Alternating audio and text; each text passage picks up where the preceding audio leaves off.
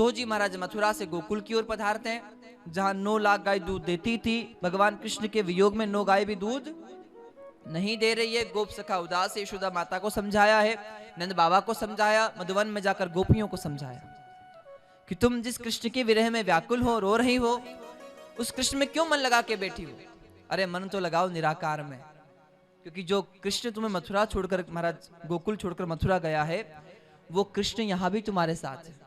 किस रूप में है? निराकार रूप में।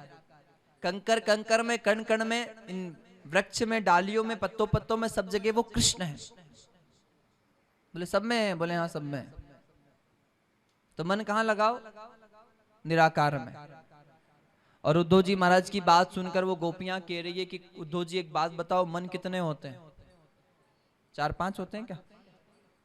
मन तो एक होता है। और जिस दिन कृष्ण गोकुल को छोड़कर मथुरा गए, उस दिन वो मन भी उनके साथ गया। अब हमारे पास हमारा मन है ही नहीं, तो मन कहाँ लगाए? बड़ा सुंदर प्रेम की बातें कही गई यहाँ। संत कहते हैं, बड़ा सुंदर लिखा है, छिणई चढ़े छिण उतरे, सो तो प्रेम न होए। छिणई चढ़े छिण उतरे, सो तो प्रेम न होए। अघट प्रेम पिंजरे बसे, प्रेम कहावे सोए। प्रेम प्रेम सब कोई कहे, प्रेम ना जाना कोई। प्रेम प्रेम सब कोई कहे, प्रेम ना जाना कोई। जाही मार्ग ठाकुर मिले, प्रेम कहावे सोए।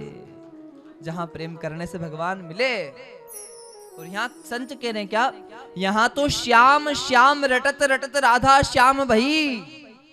यहाँ तो श्याम श्याम रटत रटत राधा श्याम भई। फिर यूं पूछे सखियों से, राधा कहाँ गई?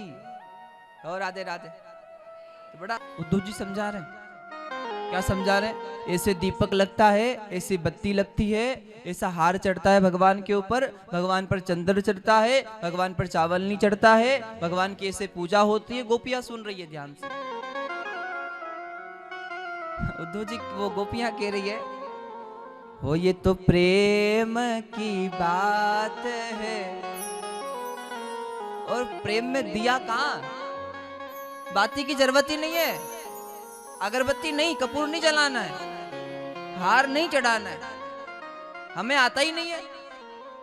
हार लगाना, अगरबत्ती घुमाना हमें आता नहीं है। ये तो प्रेम की बंदगी मेरे बस की। ये पूजा पाठ करना अपने बस का नहीं है। महाराज बड़ा सुंदर गोपियां कह रही। मीरा ने कितना सुंदर कहा है, नहीं जानू में आरती वंदन, ना पूजा की रीत, हूं अनजानी दरस दीवानी, पागल मेरी प्रीत। एरी सखी में तो प्रेम दीवानी, मेरे दर्द न जाने। महाराज बड़ा सुंदर कहा है, घायल की गति घायल जाने, कीजिन घायल होवे। और जोहरी की गत जोहरी जाने, कीजिन जोहरी होवे। सूली ऊपर सेज पिया की, किनिविद सोवण होवे। बड़ा सुंदर कहती है मीरा। तो ये भाव बड़ा सुंदर है महाराज। भक्ति स्वतंत्र सकल गुण खानी। हाँ हम दिया लगाते हैं, हाँ हम अगरबत्ती लगाते हैं, हाँ हम हार चढ़ाते हैं। क्यों चढ़ाते हैं? कि महाराज हमें प्रेम हो भगवान से। गोस्वामी जी लिखते हैं, न जानामि योगम जपम नैव पूजाम, न तो हम सदा सर्वदा शंभु तुभ्यम। भगवान में कुछ नहीं जानता हूं, मैं सिर्फ आपको जानता हूं। आप मेरे हो, मैं आपका हूं। बड़ा कितना सुंदर कहा है महाराज। हाँ। जो असल में है मस्ती में डूबे, उन्हें क्या परवाह जिंदगी की। जो चढ़ती उतरती है मस्ती, वो हकीकत में मस्ती। ये तो प्रेम की बात है। पूजा पाठ मेरे बस की, बंदगी का अर्थ यही है। शब्द उर्दू जिस लेखक ने लिखा है, जिस भाव में लिखा है, तो ये शब्द उर्दू है। बंदगी का अर्थ है पूजा पाठ। और आप कह रहे हो मैं पूजा करूं, संभव नहीं है। कि मन तो वहां है, कहां है? कृष्ण के पास। उद्धव जी ने जब गोपियों का ये भाव सुना ना महाराज, सारा ज्ञान वो भगवान से क्या मांग रहे पता है? भगवान मेरा सारा ज्ञान चला जाए, मेरा सारा योग चला जाए, मेरी सारी विद्या चली जाए, और जो गोपियों के आंख में आंसू है बस वो आंसू मुझे दे दीजिए महाराज, ये प्रेम मुझे दे दीजिए। क्योंकि जिसे जीवन में सावरे का प्यार मिलता है, जिसे जीवन में सावरे का प्यार मिलता है, उन्हें तो बस आंसुओं के हार का उपहार मिलता है।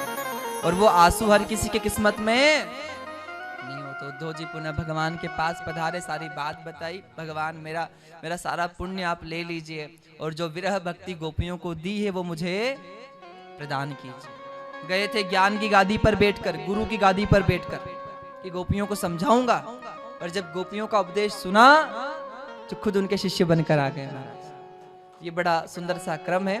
संत गाते हैं कि प्रेम प्रेम सब कोई कहे, प्रेम न जाना कोई, जा मार्ग मालिक मिले, प्रेम कहावे सोई। पोथी पढ़ पढ़ जग भया, पंडित भया ना कोई, 2.5 अक्षर प्रेम का पढ़े सो पंडित होई। मतलब क्या है? 4 वेद 18 पुराण पढ़ने के बाद भी, सुनने के बाद भी, अगर आपके मन में अपने इष्ट के प्रति सच्चा प्रेम या सच्ची श्रद्धा प्रकट नहीं हुई, फिर भी आप तर्क वितर्क कर रहे हो, तो पढ़ना व्यर्थ है। आपने ज्यादा कुछ नहीं पढ़ा, कोई संत का सत्संग सुना और राम नाम पर भरोसा कर लिया और प्रेम कर लिया राम से, तो बेड़ा पार है महाराज।